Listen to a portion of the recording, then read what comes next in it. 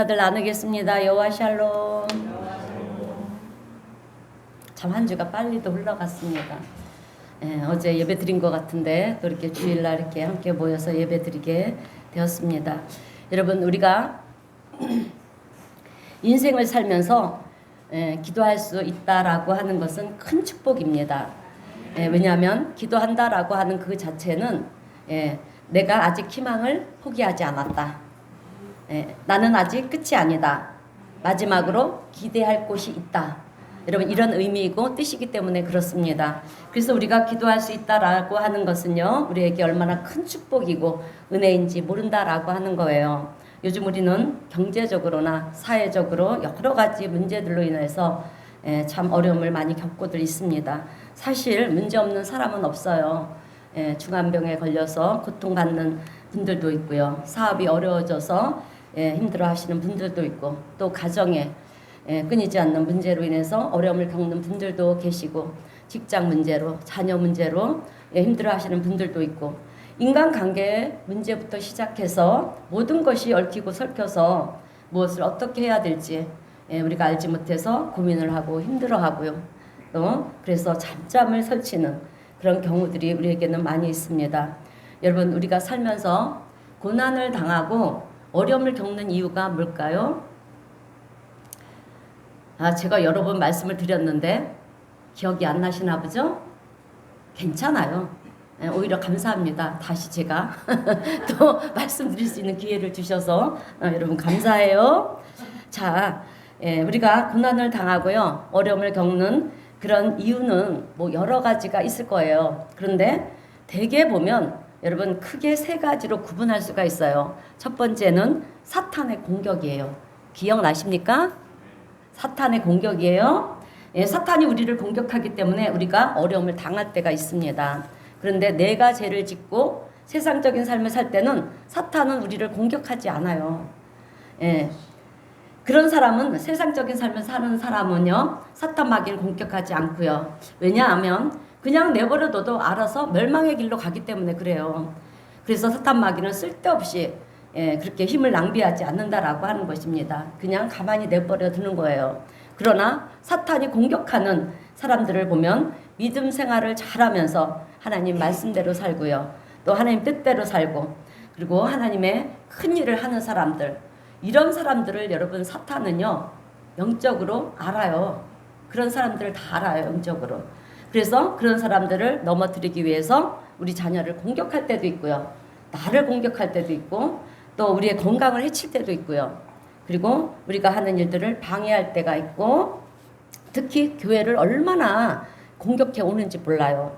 그래서 오늘 우리 성도님들은 교회 목회자를 위해서 많이 기도해 주시기를 바랍니다.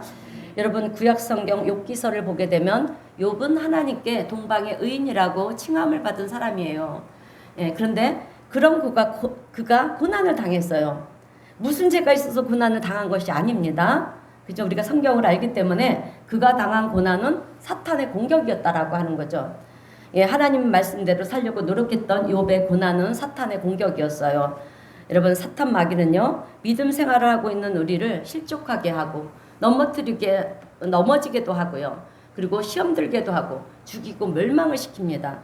하나님 품에서 우리를 어떻게 해서라도 떨어지게 만들려고 그렇게 수단과 방법을 가리지 않는다라고 하는 것입니다. 공격해 오기 때문에 우리가 고통을 당하고 어려운 문제가 생긴다라고 하는 거죠. 그러나 우리가 두려워하지 말아야 될 것은 위기 중에 있는 나를, 어려움 가운데 있는 나를 하나님은 절대로 홀로 내버려 두시지 않는다라고 하는 거예요. 믿으시길 바랍니다. 절대로 혼자 내버려 두지 않으십니다. 임마누엘 하나님이 우리와 함께 하시면서 결국에는 우리를 승리하게 하시고요, 또 이기게 하시는 하나님이 있기 때문에 우리는 어떤 상황에서도 여러분 두려워하지 말아야 될 줄로 믿습니다. 두 번째는 하나님의 시험이에요. 첫 번째는 마귀의 시험이고요, 두 번째는 하나님의 시험입니다.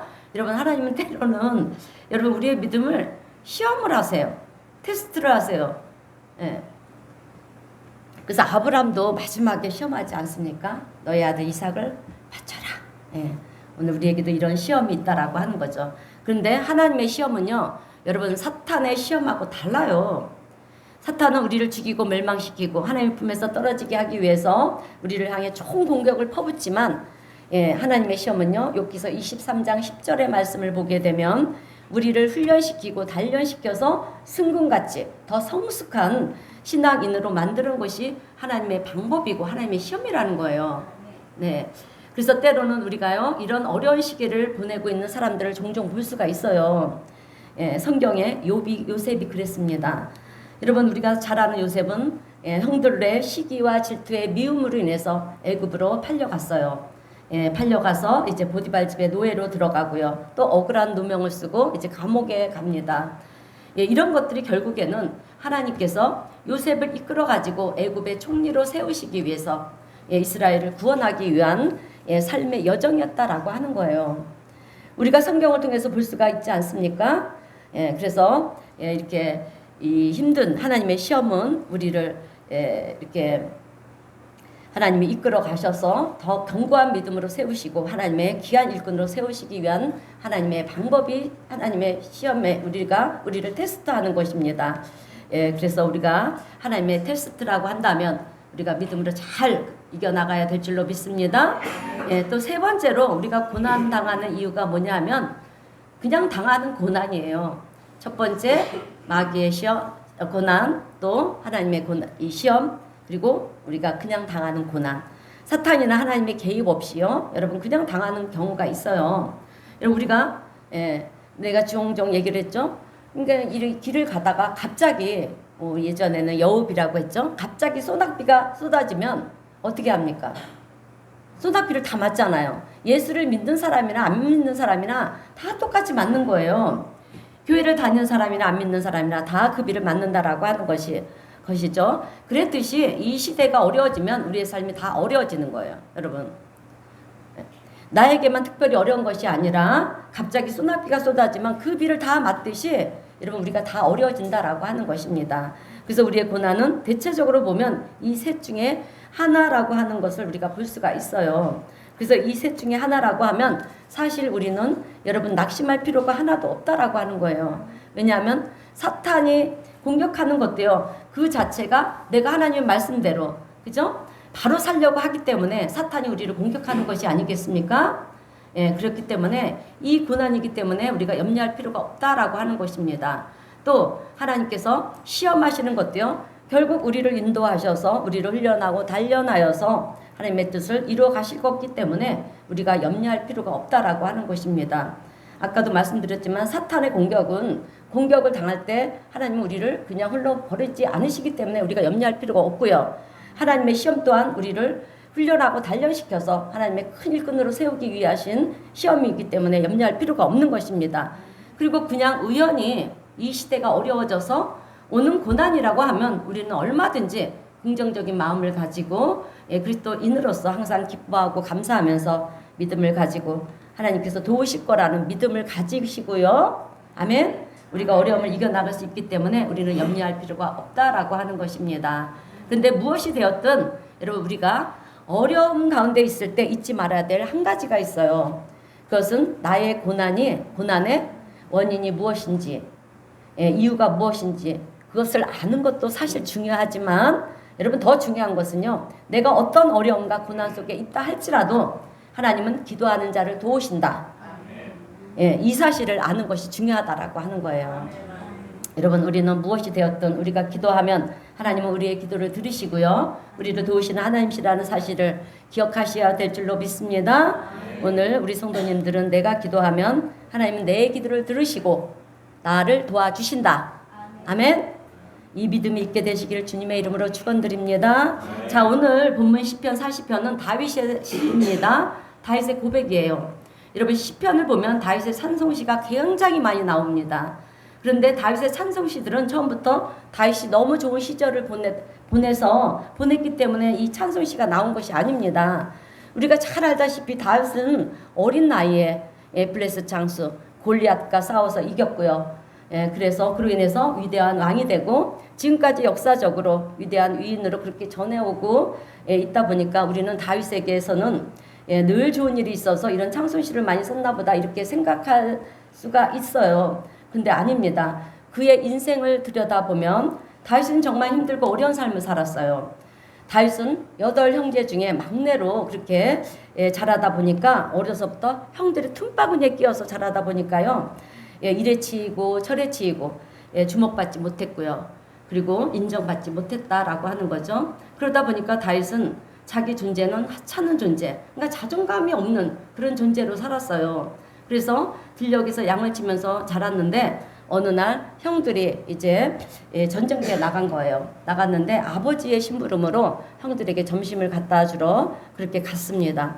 그런데 우연히 블레셋 장수 골리앗을 보고 돌을 던져가지고 물맷돌을 던져가지고 갑자기 인기가 골리앗을 죽이지 않습니까? 그래서 갑자기 인기가 아주 급상승하는 거예요. 그의 이름이 이제 이스라엘 전역에 퍼지게 되었습니다. 그런 모습을 보면서 우리는 야 다윗은 좋겠다. 이스라엘 백성들부터 인기를 얻어서 좋겠다. 이렇게 생각하면 여러분 착각이에요. 오히려 그 일로 인해서 여러분 다윗이 어떤 인생을 살았습니까? 사울왕의 시기와 질투를 받지 않았습니까? 골리앗을 이긴 다윗은 이스라엘 백성들이 사무엘상 18장 7절을 보면 사울은 천천히요 다윗은 만만이로다 이렇게 칭송을 하니까 이제 사울왕이 시기와 질투가 생기면서 다윗을 죽여야 되겠다. 이러다가 내가 왕위를 다윗에게 뺏기는 것이 아닐까 이런 생각을 하는 것입니다. 그래서 사울왕은 모든 군사를 동원해서 이제 다윗을 잡겠다고 하는 거죠. 그러니 여러분 다윗이 얼마나 도망 다니기에 급급했겠습니까? 그래서 때로는 들로 산으로 도망을 가고요. 또 노숙을 할 때도 있었고요. 어떨 때는 동굴 속으로 들어가서 몸을 피할 때도 있었고 잠을 자도 편히 잘 수가 있겠습니까? 그냥 그렇게 자다가 잠에 깊이 빠져 있으면 어떻게 되겠습니까?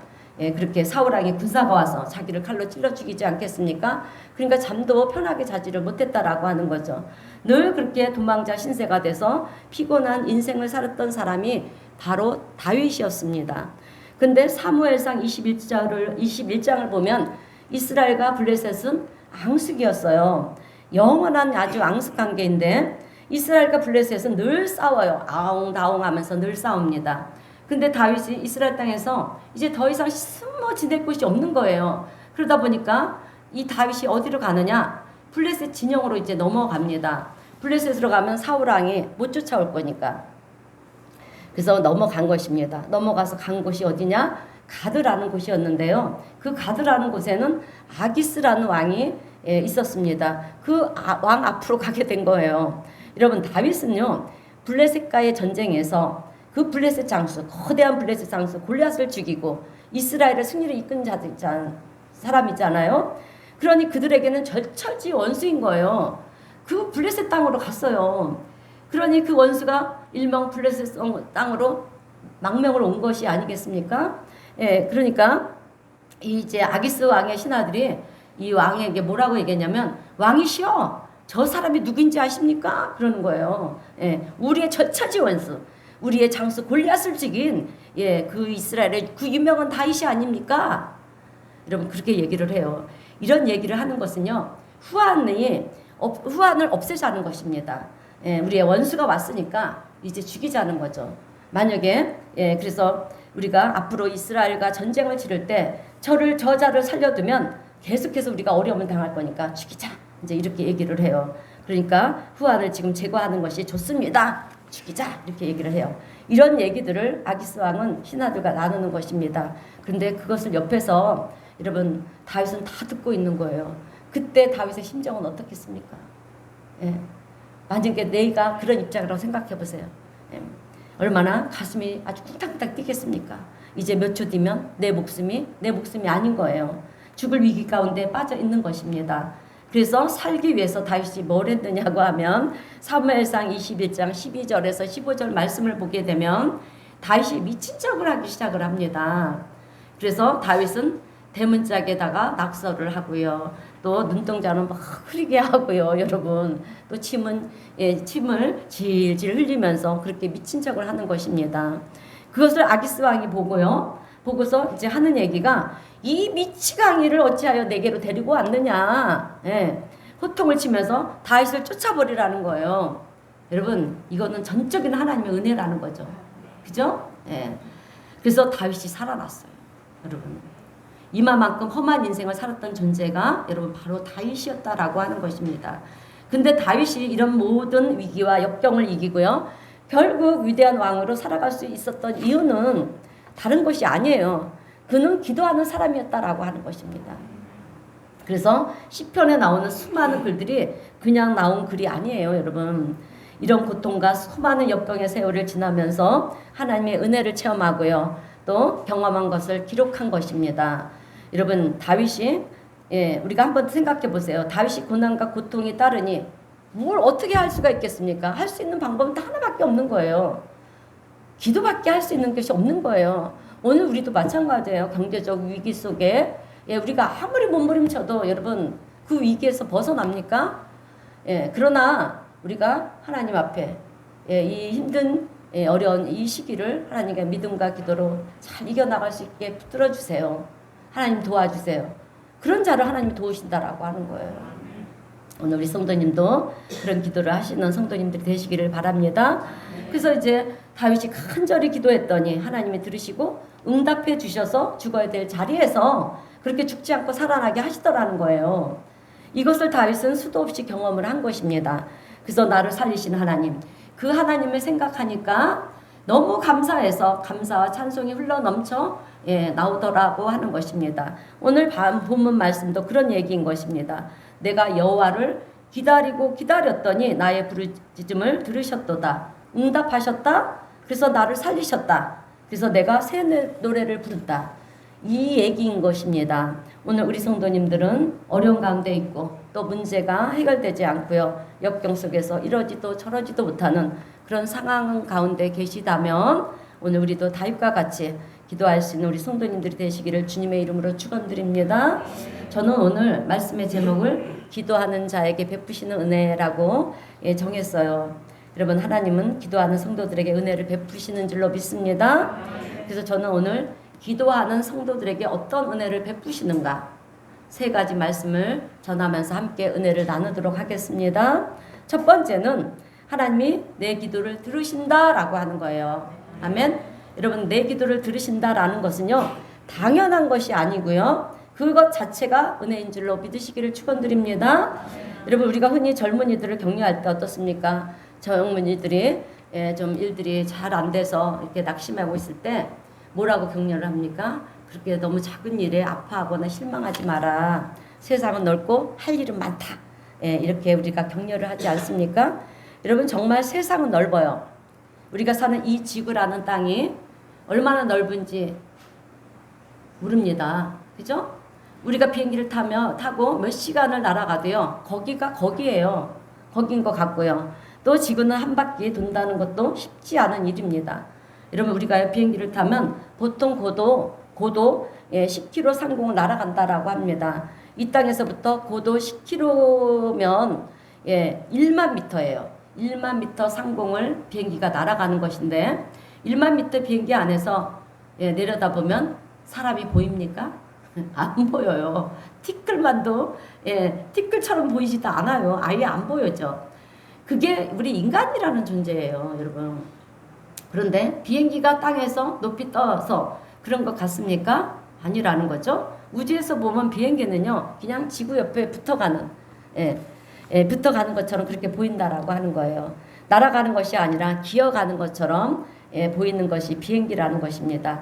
그 정도로 지구는 크다라고 하는 거죠. 근데 이 큰 지구에서 보니까 인간이라는 존재는 너무나도 보잘것없고요. 작디 작은 존재가 우리 인간이라는 존재죠. 그런데 이 지구가 크냐? 여러분, 큽니까? 여러분, 우리 지구가 큽니까? 우주의 개념으로 보면 여러분 안 커요. 이 지구는 티끌이라는 거예요. 보이지 않는다라고 하는 것입니다. 엊그저께 저기 아프리카 쪽인데요. 아주 미개발 지구에 가서 그 강철 지구인들이 우리 강철 프로가 있었는데 그들이 가서 거기서 이제 체험을 하는데요. 밤이 되니까 이 별이 얼마나 총총하게 있는지 그게 다 행성이에요, 여러분. 그러니까 우리 지구도 행성이에요. 먼 데서 보게 되면 우리도 행성, 별로 보이는 것입니다. 이 강한 우주는요, 우리 인간의 상상을 초월할 수 없을 만큼 크다라고 하는 거죠. 우리 인간의 상상력이 무한하다 할지라도 우주를 다 품을 수는 없어요. 그만큼 큰 것이 우주라는 것입니다. 그 우주에서 보니까 우리가 사는 지구는요, 아까도 얘기했지만 보이지 않는 행성이에요. 예, 별이라는 거죠. 티끌과 같은 게 지구인데 그 지구에 사는 우리 인간은 어떻겠습니까? 티끌보다도 더 못한, 아주 먼지보다도 못한, 예, 그런 존재라는 거죠. 그런데 여러분, 강활한 우주를 창조하시고요, 또 우주보다 크신 하나님이 이 티끌에 틸끔하도 못한, 예, 보이지도 않는 우리 존재의 기도를 여러분 들으신다라고 하는 거예요. 할렐루야. 그것도 어떻게 들으신다라고 하냐면 귀를 기울여서 들으신다라고 하는 것입니다. 아주 적극적으로 들으신다라는 거죠. 여러분, 이것이 은혜이고, 은혜가 아니면 뭐겠습니까? 예, 여러분, 우리가 신앙생활을 하다 보면 많은 사람들이 종교적 신비니 또 기적이니 신앙의 신비니 믿음의 신비니 이런 얘기들을 많이 해요. 그런데 신비 중에 신비가 뭔지 아십니까? 우주보다 크신 하나님이 우리의 티끌도 못한, 티끌만도 못한 우리 인간의 소리를, 들리지도 않는 우리의 소리를 여러분 귀를 기울이시고 들으신다라고 하는 거예요. 예, 그러니 우리가 얼마나 감사합니까?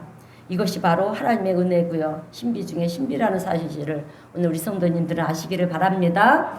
사실 우리의 소리는 참 보잘것없는 소리잖아요. 내용도 보잘것없고요, 크기도 보잘것없습니다. 아무리 목소리가 큰 사람이라 할지라도 주여! 여러분, 이 소리를 지른다고 해서 그 소리가 저 대기권을 뚫고 하늘로 올라가느냐? 올라가지 않아요. 그죠? 예. 그런 목소리를 내는 사람은 아무도 없습니다. 여러분, 우리가요, 아무리 큰 소리로 주여 소리를 질러도 성전 문 밖도 여러분 나가지 못하는 것이 여러분 우리의 목소리의 한계라는 것입니다. 그런데 우리의 소리를, 우리의 기도를 우주보다 크신 하나님이 여러분 들으신다라는 것입니다. 그러므로 오늘 우리가 기도할 때 이 믿음을 가지고 기도하는 우리 성도님들이 되시기를 바랍니다. 그런데 때로는 우리가 아무리 부르짖어도, 아까 우리 저 인주 권사님이 기도 속에도 얘기했죠. 아무리 우리가 부르짖어도 기도를 해도요, 하나님께서 나의 기도를 안 들으시는 것처럼 그렇게 느껴질 때도 있어요. 그래서 낙심하고 실망하고 더 나아가서는 절망하면서 포기해버리는 그런 경우들이 우리에게는 있다라고 하는 것입니다. 그러나 그럼에도 불구하고 하나님은 분명히 반드시 절대적으로 내 기도를 들으신다는 사실을 믿으시는 우리 성도님들이 되시기를 바랍니다. 오늘 다윗이 그랬어요. 어떨 때는 하나님이 내 기도를 안 들으시는 것처럼 여겨질 때가 있었다라고 하는 거죠. 그래서 오늘 보면 1절에서 뭐라고 그럽니까? 내가 여호와를 기다리고 기다렸더니, 여러분 기다리고 기다렸더니 이 뜻이 무엇이겠습니까? 2번 기다렸다는 뜻일까요? 아니에요. 기다리고 또 기다리고, 기도하면서 기다리고 기도하고 기다리고, 수도 없이 기도하고 기다리면서 하나님 왜 내 기도에 응답하지 않으십니까? 그런데 안 들으시는 것이 아니라 들으시고 계시더라는 얘기를 지금 다윗은 우리에게 하고 있는 것입니다. 예, 그것은 그냥 듣는 것이 아니라, 그것도 그냥 듣는 것이 아니라 귀를 기울여서 들으셨다라고 하는 거예요. 그래서 우리가 시편을 쭉 읽다 보면 초반에는 하나님 왜 나의 부르짖는 기도를 안 들어주십니까? 이런 얘기들이 많이 나와요. 다윗의 이 시편을 보게 되면. 그러나 결국에는 그 기도를 들으시고요, 응답하시는 하나님의 역사를 기록해 놓은 책이 바로 시편에, 시편이라는 것을 우리가 말씀을 보면서 알게 되고 깨닫지 않습니까? 오늘 우리 성도님들도 마찬가지예요. 그거 위대하신 놀라우신 우리 하나님께서 여러분 과연 나같이 부족한 사람의 기도도 들어주실까? 이런 의문이 생길 수도 있지만 여러분 반드시 들으신다라고 하는 거예요. 우리 하나님은 우리의 신음조차도 들으시고 응답하시는 하나님이세요. 반드시 하나님은 들으신다는 사실을 믿으시고요, 기도하시는 우리 성도님들이 되시기를 주님의 이름으로 축원드립니다. 여러분, 하나님께서 내 기도를 들으신다는 것이 바로 기도하는 사람들에게 베푸시는 첫 번째 은혜예요. 두 번째 은혜는 내 삶을 견고하게 하는 은혜라는 것입니다.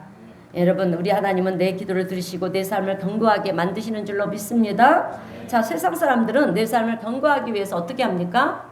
세상적으로 공부도 많이 하고요, 돈도 많이 벌고 또 성공을 해야 내 삶이 견고해진다, 이렇게 여러분 생각을 하지만 사실 세상 살아가는 사람들을 보면 견고해 보이고요. 절대적으로 무너질 것 같지 않게 보여요. 그런 사람들의 속을 그러나 들여다보면은요, 그 속은 그렇지 않다라고 하는 거죠. 연약하고요, 비어 있고요, 썩어 있고, 또한 공허로 가득 차 있다라고 하는 것입니다. 왜? 우리는 영적인, 우리 하나님의 우리를 만드시고, 우리 흙으로 만드시고, 우리 코에 무엇을 집어넣습니까? 생기를 불어넣었어요. 생기, 하나님의 생기를 후 하고 불어넣었어요. 그래서 우리가 하나님과 영적으로 교제를 하는 사이입니다. 근데 세상 사람들은 영적인 교제가 없잖아요. 그러니까 그들은 공허한 거예요. 연약하고 비어 있어요. 그러다 보니까 뭡니까? 세상적인 생각에만 꽉 차 있어 갖고요. 그죠? 불법을 난무하게 하고. 정말 채워도 그들은 공허한 거예요. 그러다 보니까 어떤 행위들을 합니까? 하나님이 가장 싫어하는 그런 나쁜 행위들을 하고 있지 않습니까? 그래요. 그들은 공허로 가득 채워 있다라고 하는 거예요. 견고해 보이는 그것이 결코 견고하지 않더라는 거죠. 그러나 우리의 삶이 견고해질 수 있는 것은 하나님께서 우리를 여러분 견고하게 만드시면 아무리 겉으로 보기에는 위약해 보여도 그 인생은 견고한 인생이 되는 줄로 믿습니다. 그래서 여러분 우리가 하나님께서 우리의 기도를 들으실 때 그런데 듣는 것으로 끝나지 않아요. 우리의 기도가 그렇다라고 하면 우리의 기도가 무슨 소용이 있겠습니까? 근데 감사한 것은 본문 1절을 보니까 내가 여호와를 기다렸더니 귀를 기울이사 나의 부르짖는 기도를 들으셨다라고 하는 거죠. 그리고 2절을 보면은요. 그래서 나를 기가 막힌 웅덩이와 수렁에서 끌어올리셨다라고 하는 것입니다. 여러분 다윗의 이 표현이 참 기가 막힌 거예요. 기도했더니 안 들으시는 것 같던 하나님이 그 깊은 수렁과 웅덩이에서 나를 끌어올리셨다라고 하는 것입니다. 여러분 수렁이나 웅덩이, 늪이라고 하는 것은 한번 빠져들게 되면 어떻습니까? 아무리 애를 써도 빠져나올 수 없는 것이 수렁, 늪이라는 거죠. 몸부림치면 칠수록 더 깊이 빠지는 것이 여러분 늪이에요. 그것이 수렁인 것입니다. 그런데 이 표현을 가만히 생각해 보면 진짜 우리 인생이 여러분 수렁과 같다는 생각이 들지 않습니까? 어떤 문제가 있어서 그 문제를 내가 해결해 보려고 애를 쓰고 노력을 해보지만 그 문제가 해결이 되느냐? 해결이 됩니까? 안 돼요, 여러분. 오히려 더 깊은 수렁 속으로 점점 더 빠져들어가고요. 더 돌이킬 수 없는 그런 문제로 악화되는 그런 일들이 우리 주변에서는 얼마나 많이 일어나고 있는지 모른다라고 하는 것입니다. 질병의 문제도 그렇고요. 가난의 문제도 그렇고 자녀들의 문제도 그렇고요. 인간관계의 문제도 그렇고 내가 어떻게 풀어보려고 그러는데 풀리는 것이 아니라 더 수렁에 빠지는 것처럼 빠져들더라고 하는 것이죠. 그런 느낌을 다윗은요. 이미 3000년 전의 사람이잖아요. 사람이지만 그때도 이런 것을 여러분 느끼며 살았다라고 하는 거예요. 그리고 그는 고백하기를 내가 웅덩이에 빠진 것처럼 다급해서 여러분 다급해질 수밖에 없는 거죠. 왜? 조금만 더 있다가는 완전히 빠져서 죽게 되니까. 그래서 다급해서 부르짖었더니 안 들으시는 것 같았지만 결국에는 하나님께서 그 수렁에서 나를 끌어올리셨다라고 그렇게 고백하고 있는 것입니다. 여러분 우리는 수렁에 빠지면 모든 것을 포기해버리고 싶고 또 도망쳐버리고 싶은 그런 생각이 우리들에게는 있지 않습니까? 그러나 오늘 우리 성도님들은 그런 마음이 들 때 여러분 포기해버리고 싶고요. 도망쳐버리고 싶은 그런 마음이 들 때 기도하는 우리 성도님들이 되시기를 바랍니다. 여러분 다윗이 그렇게 기도했더니 하나님이 들으시고요. 수렁이나 웅덩이에 빠진 것 같은 나 자신을 하나님이 이끌어 주셨다라고 하는 것입니다. 그리고 그것으로 끝난 것이 아니라 본문 2절을 보니까 내 발을 어떻게 하셨다? 반석 위에 세우셨다라고 하는 거예요. 내 발을 견고한 반석 위에 세우셨다고 그렇게 고백을 하고 있습니다. 여러분 우리가 등산을 가면 정상에 올라가서 꼭 하는 것이 있습니다. 무엇입니까? 제가 그럴 줄 알았어요. 야호라고 할 줄 알았어요. 물론 야호도 하죠. 그것은 위험해 보이는 벼랑 끝에 가서 아래를 내려보잖아요. 그죠? 아래를 내려보지 않습니까? 아래를 내려본 다음에 야호를 하는 거예요. 그런데 그 벼랑 끝에 갔을 때 내가 디디고 서 있는 그것이 흙으로 되어 있거나 여러분 모래로 되어 있다면 여러분 서 있을 사람이 있을까요? 하나도 없어요. 왜 거기에 서 있다간 흙이 무너져 버리면 그냥 낭떠러지기로 떨어질 수밖에 없기 때문에 없으니까. 그래서 거기에 절대로 서 있지 않습니다. 그러면 여러분 어디에 서 있겠습니까? 바위 위에. 네, 맞아요. 바위 위에 서 있습니다. 정상에 올라가서 벼랑 끝에 서서 아래를 내려보는 사람들을 보면 다 바위 위에 서 있지 그런 흙 같은 데 서 있지 않아요. 반석 위에 서 있는 것입니다. 왜? 안 무너지는 곳이니까. 그래서 우리가 반석 위에 서 있으면 두렵지가 않다라고 하는 거예요. 왜냐? 무너지지 않는 것을 알기 때문에. 그래서 다윗은 내가 기도했더니 하나님은 나를 불안한 수렁과 같은 곳에서 끌어올리시고 나를 어디에다 세우시냐? 반석 위에 세우셨다라고 하는 것입니다. 이것이 기도하는 자에게 베푸시는 하나님의 은혜인 줄로 믿습니다. 여러분 기도는요 영적인 호흡이에요. 그죠?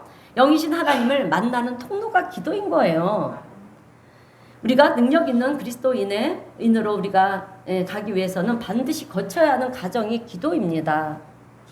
그래서 우리는 영적 호흡, 기도를 통해서 때로는 나 자신을 발견할 때가 있고요. 또 기도함을 통해서 하나님을 발견하기도 하고요. 또 기도함을 통해서 하나님과 나와의 관계가 개선이 되는 그런 과정을 통해서 우리가 영적으로 거듭나고 또 신앙이 성숙해지고요. 그런 과정으로 우리가 들어가게 된다라고 하는 것입니다. 그래서 나도 알지 못하는 순간에 나를 능력 있는 크리스찬으로 하나님을 살아가게 하시고요. 또 하나님의 훈련의 방법이 무엇이냐? 바로 기도라고 하는 것입니다. 그래서 우리는 디모데후서 4장 2절과 또 데살로니가전서 5장 17절 말씀이죠. 쉬지 말고 때를 얻든지 못 얻든지 항상 기도에 힘쓰고요. 또 쉬지 말고 기도하는 저와 우리 성도님들이 되어야 할 줄로 믿습니다. 여러분 시작이 반이라고 했어요. 기도해 보시기를 바랍니다. 반드시 내 믿음이 견고하게 세워지는 것을 경험하게 될 거예요. 그리고 그것을 통해서 내가 능력 있는 삶을 살아가는 것을 우리는 경험하게 될 줄로 믿습니다. 여러분 우리가 경험을 해야 어떤 상황에서도 믿음이 흔들리지 않는 거예요. 우리 기독교는 체험의 종교입니다. 체험하지 않고서는 우리가 하나님을 믿을 수가 없어요. 왜? 보이지 않잖아요. 만질 수 없잖아요. 그렇기 때문에 우리가 이런 하나님의 능력과 경험을 체험하는 우리 성도님들 되시기를 바랍니다. 그래서 우리가 경험해야 어떤 상황에서도 믿음이 흔들리지 않고 하나님이 함께 하신다는 것이 바로 이런 것이구나. 하나님이 함께 하시면 이런 문제가 한순간에 해결이 되는구나. 여러분 그것을 우리가 알게 될 줄로 믿습니다. 오늘 우리 성도님들은 기도함을 통해서 이런 기적을 경험하시는 복된 성도님들이 다시 되시기를 주님의 이름으로 축원드립니다. 이제 마지막 세 번째로 기도하는 성도에게 베푸시는 은혜는 탄식이 변하여 새 노래가 되게 하시는 은혜입니다. 아멘. 여러분 우리의 탄식이 하나님은 우리의 탄식이 변할 새 노래로 되게 하시는 줄로 믿습니다. 여러분 노래라고 하는 것은 흥얼흥얼 노래를 부른다라고 하는 것은 내가 기쁠 때 나오는 거지 내 마음이 두렵고 힘들고 슬플 때 나오지 않습니다. 그죠? 내가 두려움 가운데 있고요. 염려 근심 가운데 있는데 노래가 나오는 사람은 한 사람도 없어요. 기분이 좋으면 나 자신도 모르게 흘러나오는 것이 노래라는 거예요. 저 우리 아버지도 지금은 이제 돌아가셔서 안 계시지만 우리 친정집이 강남 논현동에서요 떡집을 했어요. 그래서 강남에 있는 예식장, 법원에도 예식장이 있는데 막 이렇게 많이 들어갔어요. 그러면 이 예식장이 주로 토요일날 일요일날 하잖아요. 그러면 이 금요일서부터 밤을 새는 거예요. 아주 먹가는 일을 해서 이렇게 예식장에 나가는데 우리까지 같이 고생을 하는 거예요. 밤을 새는 거예요. 금요일날 토요일날. 근데 우리 문집사가 잘 알죠. 그래서 우리 김집사까지 다 가서 밤을 자고 쪽잠을 자고요. 교대로 돌아가면서 우리 여기 동생이 있지만 쟤도 그렇고 저도 그렇고 떡 기술자가 됐어요. 그냥 어깨너머로 이렇게 보다가 그렇게 정도로 예식장에 그렇게 토요일 금요일 하는데 우리는 너무 피곤하고 힘들고 이 떡집은 엄청 고생을 해요. 그 대신 사실 돈은 많이 벌더라고요. 그런데 우리는 막 그냥 힘들어 죽겠고 막 잠은 자고 있는데 우리 아버지는요 막 콧노래를 부르는 거예요. 우리 아버지 18번이 울고 넘는 박달재였는데 그 노래를 부르면서 왜 목돈이 들어오잖아요. 그것도 한 찰로 들어오잖아요. 예, 그때는 막 카드가 없었어요. 그러니까 현찰을 들으니까 그냥 잠을 못 주무셔도 막 콧노래를 불러요. 떡을 만지시면서 쿵쿵 하면서 그러셨어요. 그러니까 이렇게 좋을 때 우리가 콧노래가 나오는 거지, 기쁘고 아니 어렵고 힘들 때 나오지 않는다라고 하는 거죠. 잠깐 제가 안증을 했는데, 자, 아버지가 생각이 나네요.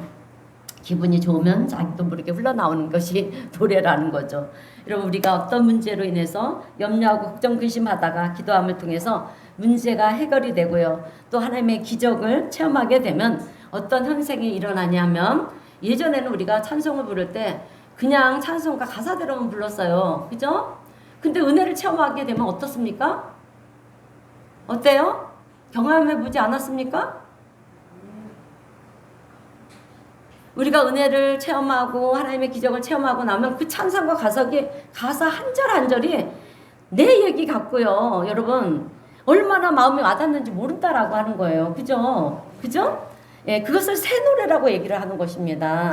오늘 본문에서 여러분 다윗이 뭐라고 고백을 합니까? 1절을 보면 내가 여호와를 기다리고 기다렸더니 귀를 기울이사 나의 부르짖음을 들으셨도다. 부르짖고 있었다라고 하는 거죠. 어떻게? 하나님 언제까지입니까? 하나님, 내가 죽게 되었습니다. 하나님, 왜 나를 돌보지 않으십니까? 하나님, 내가 매일 기도하는데 어찌하여 응답이 없으십니까?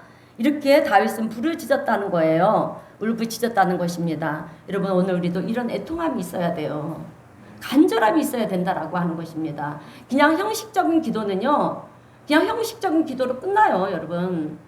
예, 우리는 간절하게, 지금 시대가 어떤 시대입니까, 여러분? 우리가 시대를 분별할 줄 알아야 돼요. 지금 지구가 얼마나 뜨거워졌어요? 마지막 때 여러분, 해가 헐게진다고 했어요. 예수님 재림 때가 임박해지면 그런 시대가 되는 거예요. 그런데 여러분, 이런 경우가 있어요. 이런 말들이 있어요. 지금 뭐 핵폭탄들이 막 이게 만들어져 가지고 막 이제 핵전쟁으로 인해서 핵이 뭐 터뜨리면 이제 뭐 지구가 망한다. 에? 막 그런 얘기가 있잖아요. 핵폭탄으로 절대로 지구는 망하지 않아요. 하나님은요, 홍수 시대에 봐봐요. 하나님의 자연의 섭리로 그 홍수로 인해서 멸망시켰어요. 그런데 약속을 했잖아요. 예, 노아에게 다시는 물로 망하지 않게 하겠다. 그 증표가 뭐냐? 무지개잖아요.